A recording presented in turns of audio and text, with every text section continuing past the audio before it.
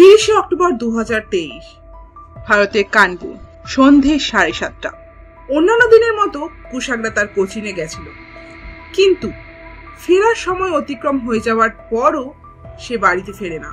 তার মা তাকে ফোন করে যাচ্ছিল, কিন্তু তার ফোনটা সুইচ অফ আসছিল।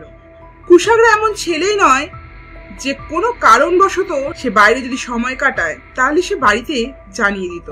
কিন্তু আজ এমন কি হলো যে কুশাগরা তার বাড়িতে ফোন করলো না তো ঠিকই, এমনকি তার ফোনটাও সুইচ অফ করে রাখলো। তার মা চিন্তায় অস্থির হয়ে গেল। সে তার বাবাকে ফোন করে জানালো তার ছেলে এখনো বাড়ি ফেরেনি। তিনি সান্ত্বনা দিয়ে জানালেন এখনো অনেকটা সময় আছে, এতটাও চিন্তার কিছু হয়নি। ছেলে বড় হচ্ছে, বন্ধু বান্ধবদের সাথে একটু গল্পগুজব থাকতেই পারে, সে ঠিক সময় মতো বাড়ি চলে আসবে, এত চিন্তা করার কোনো কারণ নেই। কিন্তু মায়ের মন, পৃথিবীর সমস্ত কিছু একদিকে আর মায়ের মন অন্যদিকে। সে এবার কোচিনে ফোন করে জানলো, তার বন্ধুদেরকে ফোন করলো একে একে। তারা সকলেই জানালো কুশাগরা এদিনকে কোচিনে গেছিল ঠিকই, এবং কোচিন থেকে সময় মতো বেরিয়েও গেছিল। তাহলে মাঝখানে এমন কি হলো যে কুশাগরা এতটা সময় পেরিয়ে যাওয়ার পরও এখনো বাড়ি ফিরল না? এইরকম সময় ব্যালকনিতে পায়চারি করতে করতে কুশাগরার মায়ের চোখ পড়লো ব্যালকনিতে পড়ে থাকা একটা কাগজের টুকরোর উপর। সেটা তুলে সে দেখলো সেটা একটা চিঠি, আর সেই চিঠিটাতে যা লেখা ছিল তার জন্য তারা কেউই প্রস্তুত ছিল না। কি ছিল সেই চিঠিতে? কেনই বা এতটা সময় পেরিয়ে যাওয়ার পরও কুশাগরা সেদিন বাড়িতে ফিরল না? তাহলে চলো জেনে নেওয়া যাক কুশাগরা মার্ডার কেস। তোমরা দেখতেই পাচ্ছ চিঠিটা হিন্দিতে লেখা আছে, তো আমি তোমাদেরকে বাংলায় অনুবাদ করে শোনাচ্ছি যে চিঠিটাতে ঠিক কি বলতে চাওয়া হয়েছে। আমি আপনাদের উৎসবের আনন্দ নষ্ট করতে চাই না, তাই আমার হাতে টাকা রাখুন, আর তার 1 ঘন্টার মধ্যেই আপনাদের ছেলে আপনাদের বাড়িতে পৌঁছে যাবে। আমি ফোন করব। আল্লাহু আকবার। এই পুরো চিঠিটা পড়ার পর তোমরা বুঝতে পারবে যে এখানে এই ধার্মিক শব্দগুলোর প্রয়োগ শুধুমাত্র বিভ্রান্ত করার চেষ্টা করবে বলেই করা হয়েছে। কাছেই হোটেল দ্য সিটি ক্লাবের কাছে রয়েছে, তারা সেটা সেখান থেকে নিয়ে আসতে পারে। আপনি ঘাবড়াবেন না, আল্লাহর উপর ভরসা রাখুন। এই চিঠির আরেকটা পৃষ্ঠাতে বলা আছে যে আপনার কাছে নিবেদন রইল, এই চিঠির সংক্রান্ত কোনো রকম কোনো খবরই না পুলিশকে, না আপনাদের লখনৌয়ের পরিবারকে, আর নাই আশেপাশে কোনো প্রতিবেশীকে জানাবেন। আর যদি কোনোভাবে এটা জানাজানি হয় তার জন্য দায়ী আপনারাই থাকবেন। আমরা আপনাদের ছেলে কুশাগরাকে কিডন্যাপ করেছি। আপনাদের কাছে 2 থেকে 3 দিন সময় আছে।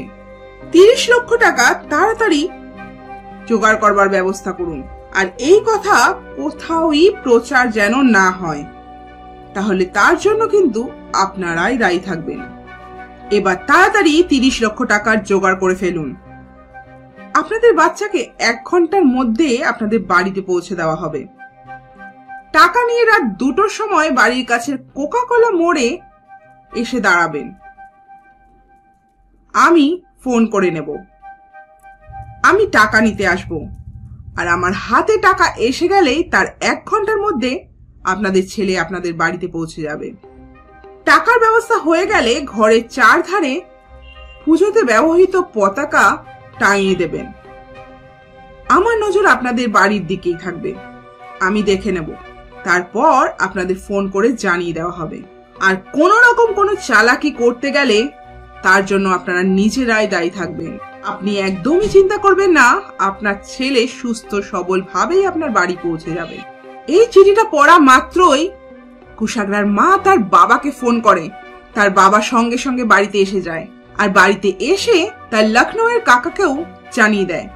সেই রাতেই তার লখনৌয়ের কাকা শুদ্ধ বাকি অন্যান্য আত্মীয়রাও তার বাড়িতে চলে আসে, আর সঙ্গে সঙ্গে পুলিশকেও জানানো হয়। পুলিশ চিঠিটা পড়ার পর এটা বুঝতেই পারছিল যে এই কাজটা বাইরের লোকের একেবারেই নয়, কারণ চিঠিতে উল্লেখ ছিল তার লখনৌয়ের কাকাদের যেন না জানানো হয়। তার মানে যে বা যারা কিডন্যাপ করেছে তারা কুশাগরার ফ্যামিলির সঙ্গে ভালোভাবেই পরিচিত। এরপর পুলিশ শুদ্ধ কুশাগরার ফ্যামিলির সকলে আশেপাশে সবাইকে জিজ্ঞাসাবাদ করতে লাগলো, আর তার শুরুটা সেই বিল্ডিং এর সিকিউরিটি গার্ডকে দিয়ে করা হলো। আর এই সিকিউরিটি গার্ডের ভূমিকায় এই কেসের সব থেকে বড় ছিল। সিকিউরিটি গার্ডকে জিজ্ঞাসা করে জানা গেল যে সেদিন সন্ধ্যেবেলা একটা ছেলে কালো কাপড় মুখে জড়িয়ে একটা স্কুটার নিয়ে এসেছিল, আর সে সিকিউরিটি গার্ডকে জানালো যে সে একটা চিঠি কুশাগরার ফ্যামিলিকে দিতে চায়। খানিকটা সন্দেহভাজন দেখে সিকিউরিটি গার্ড জানালো এই চিঠিটা তাকে নিজেকেই দিয়ে আসতে হবে। সে সেই চিঠিটা দিতে ভেতরে ঢুকতেই সিকিউরিটি গার্ড সেই স্কুটারে এসে সেই নাম্বারটা দেখতে চাইলো, আর সেখানে দেখা গেল যে স্কুটারের সামনে নাম্বার প্লেটটা কালো রং করা আছে, আর পেছনের নাম্বার প্লেটে একটা কালো কাপড় জড়ানো। ব্যাপারটা মোটেও সুবিধে না দেখে সে আস্তে করে কাপড়টা নামিয়ে সেই নাম্বারটা দেখলো। সে সেই নাম্বারটা মনে করে রেখে দিয়েছিল, কারণ নাম্বারটা তার ভীষণ চেনা। এই নাম্বারটা কুশাগরার টিচার রচিতার স্কুটারের নাম্বারের মতো। কুশাগরার কিডন্যাপের সাথে রচিতার নাম উঠে আসাটা কুশাগরার ফ্যামিলিতে কেউই কোনোভাবেই কল্পনা করতে পারেনি। রচিতা কুশাগরার টিচার ছিল। রচিতার বাবা মা নেই, তার ভাই বোনরা হিমাচল প্রদেশে থাকে, সে এখানে একাই থাকতো। তাই কুশাগরার ফ্যামিলি তাকে মেয়ের মতোই ভাবতো। তার সাথে পারিবারিক সম্পর্ক তৈরি হয়ে গিয়েছিল। রচিতা তাদের বাড়িতে আসা যাওয়া লেগেই থাকতো। তাই তারা কোনোভাবেই ভাবতে পারছিল না যে এই ক্ষেত্রে রচিতার কোনো রকম কোনো ভূমিকা থাকতে পারে বলে। কিন্তু আজকাল মানুষকে বিশ্বাস করাটা ভীষণই কঠিন হয়ে দাঁড়িয়েছে। পুলিশের সঙ্গে সঙ্গে কুশাগরার ফ্যামিলিও কুশাগরাকে খুঁজতে লেগে গিয়েছিল। কুশাগরার ফ্যামিলি প্রথমে রচিতাদের বাড়ি যায় আর গিয়ে জানতে চায় যে তার স্কুটারটা কোথায়। রচিতা জানালো তার স্কুটারটা তার বয়ফ্রেন্ড প্রভাতের বাড়িতে আছে। তারা চালাকি করে প্রভাতকে তাদের দলের মধ্যে নিয়ে নিল, যে প্রভাত যেহেতু কুশাগরাকে ভালোভাবেই চিনত, তাই সে যেন তাদের এই খোঁজে সামিল হয়। রচিতা স্কুটার নিয়ে প্রভাতকে শুদ্ধ নিয়ে কুশাগরাকে খোঁজবার নাম করে থানায় নিয়ে এলো। এখন থানাতে প্রভাত আর রচিতা দুজনেই উপস্থিত আছে। এবার পুলিশ রচিতা আর প্রভাতকে ইন্টারোগেট করতে শুরু করলো। প্রভাত কোনোভাবেই কোনো কিছু স্বীকার করলো না। অন্যদিকে রচিতা ভেঙে পড়ে আর পুলিশের সামনে সমস্ত কিছু স্বীকার করে নেয়।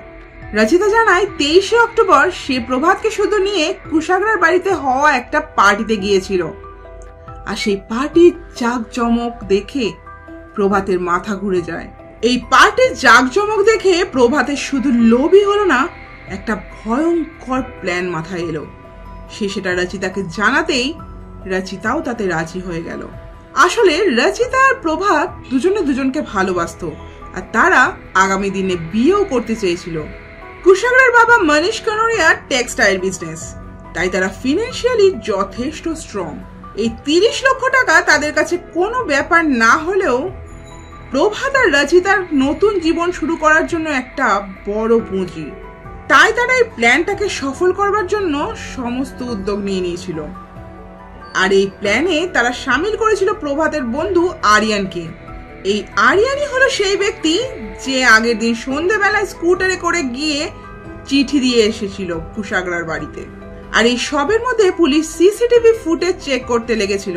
সিসিটিভি ফুটেজ থেকে এটা দেখা যায় যে কুশাগরার কোচিন আর তার বাড়ির মাঝখানে কুশাগরা তার গাড়ি দাঁড় করায় আর এক ব্যক্তির সাথে কথা বলে তাকে লিফট দেয়, আর তারপর সেই ব্যক্তিকে নিয়ে তার বাড়ির দিকে না গিয়ে অন্য আরেকটা রাস্তা ধরে সে চলে যায়। যেহেতু কুশাগরা প্রভাতকে আগে থেকেই চিনত, কারণ রচিতার সাথে প্রভাত তাদের বাড়িতে আগেও গিয়েছিল, তাই মানবিকতার খাতিরে তাকে লিফট দিতে তার এতটুকুনিও সংকোচ বোধ হয়নি।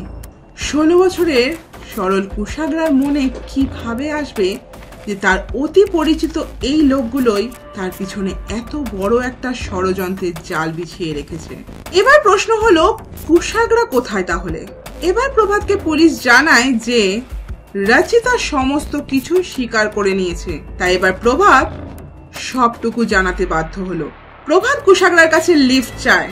কুশাগরা তাকে বাড়ি পর্যন্ত দিয়ে যেতে, যেহেতু সে তাকে বাড়ি দিয়ে গিয়ে এই উপকার করেছে, তাই কৃতজ্ঞতা স্বরূপ প্রভাত কুশাগরাকে একটা কোল্ড ড্রিঙ্কস অফার করলো। প্রভাতের সম্মান রাখতে কুশাগরা সেই কোল্ড ড্রিঙ্কসটা নিতে তার ঘরে ঢুকলো। প্রভাতের বাড়ির কাছে সিসিটিভি ফুটেজ থেকে এটা দেখা যায় যে প্রভাত কুশাগরা শুধু প্রভাতের বাড়ির দিকে ঢুকলেও খানিকক্ষণ পর শুধু প্রভাতই সেখান থেকে বেরিয়ে আসে। তাই এটা বোঝা গেল যে প্রভাতের বাড়িতেই কুশাগরার সন্ধান পাওয়া যাবে। পুলিশ এবার কুশাগ্রার ফ্যামিলি শুদ্ধ প্রভাতের বাড়ি গিয়ে খোঁজ শুরু করতেই বাড়ির ভিতরে একটা স্টোরেজ রুমে দরজা খুলে যা দেখলো তা কুশাগ্রার ফ্যামিলিকে নিস্তব্ধ করে দেয়। সেখানে কুশাগ্রার মৃতদেহ পড়েছিল হাত পা বাঁধা অবস্থায় আর গলায় দড়ির ফাঁস সমেত। প্রভাত জানালো যে কুশাগ্রা যখন ঘরে ঢোকে কোল্ড ড্রিঙ্কস নেওয়ার জন্য তখন পিছন থেকে তাকে ধাক্কা মেরে ফেলে দিয়ে তার হাত পা বেঁধে দেওয়া হয় আর তাকে পিছন দিক থেকে গলায় দড়ি বেঁধে শ্বাসরোধ করে হত্যা করা হয়। তাহলে যদি টাকাটাই তাদের প্রধান উদ্দেশ্য ছিল তাহলে এতটুকুনি সময়ের মধ্যে কুশাগ্রাকে কেন মেরে ফেলা হলো? মিডিয়াতে এই খবরটা প্রচার হতেই কিছু কিছু চ্যানেলে এমনও দেখানো হয় যে কুশাগ্রা আর তার টিচার রচিতার মধ্যে একটা সম্পর্ক ছিল, সেই সম্পর্কের জেরেই প্রভাত রাগে কুশাগ্রার হত্যা করে। কিন্তু এই ক্ষেত্রে তোমাদের জানিয়ে দিই যে এই ঘটনাটা সম্পূর্ণ মিথ্যে। কিছু কিছু মিডিয়া টিআরপির জন্য ঘটনাগুলোকে এতটাই অতিরঞ্জিত করে দেখায় যে তারা এটা ভাবে না যে কুশাগ্রার ফ্যামিলি যে সদ্য এতটুকু একটা বাচ্চাকে এভাবে হারিয়েছে তাদের মনের অবস্থা এখন কিরকম। শিক্ষক মানে গুরু, মা বাবার পরের স্থানেই আমরা যাকে বসিয়ে থাকি, আমাদের আদর্শ। কটা টাকার জন্য একজন গুরুর কাছে তার ছাত্রের এভাবে হত্যা হওয়া একেবারেই কাম্য নয়। আজকের কেস এখানেই শেষ করছি। তোমাদের যদি ভালো লাগে তাহলে অবশ্যই শেয়ার করে দিও, লাইক করো আর কমেন্টে জানিও কেমন লাগলো আর নতুন কি রকমের কেস স্টাডি তোমরা দেখতে চাও। আর সাপোর্ট করবার জন্য প্লিজ সাবস্ক্রাইব করে দিও। তোমাদের এই ভালোবাসা সাপোর্টে আমাদেরকে অনুপ্রাণিত করে আরো ভালো কিছু ভিডিও নিয়ে আসার জন্য। তাহলে আজকের মতো হোমিসাইড ডায়েরি এখানেই বন্ধ করছি।